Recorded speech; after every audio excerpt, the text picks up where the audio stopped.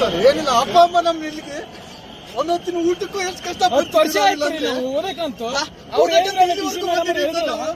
ಇದುವರೆಗಾದ್ರೂ ಯಾವುದೇ ನೇಮಕಾತಿ ಆಗಿಲ್ಲ, ಏನಾಗಿಲ್ಲ. ಸುಮಾರು 10 ರಿಂದ 15 ವರ್ಷ ಆಯ್ತು. ಶಿಕ್ಷಕರ ನೇಮಕಾತಿ ಆಗಿಲ್ಲ, ದೈಹಿಕ ಶಿಕ್ಷಣ ಶಿಕ್ಷಕರ ನೇಮಕಾತಿ ಆಗಿಲ್ಲ. 2.5-3 ವರ್ಷ ಆಯ್ತು. PCPS ಯಾರ್ದು ನೇಮಕಾತಿ ಆಗಿಲ್ಲ. KPS ಎಲ್ಲವೂ ಸುಮಾರು ಎಷ್ಟು ವೇಕೆನ್ಸಿಗಳು ಖಾಲಿ ಇದಾವು.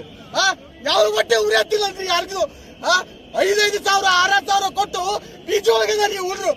ಒಬ್ಬತ್ತಿನ ಊಟಕ್ಕೂ ಗತಿ ಇರ್ಲಾರ್ದೇ ಒಂದೊಂದೊತ್ತು ಊಟ ಮಾಡ್ಕೊಂಡು ಇಲ್ಲಿವರೆಗಾದ್ರೂ ಬದುಕಾಯ್ತಾರೆ. ಈಗ ಅರೆಸ್ಟ್ ಮಾಡುವಂತ ಕೆಲಸ ಮಾಡ್ತಾ ಇದಾರ ಹೆಂಗ?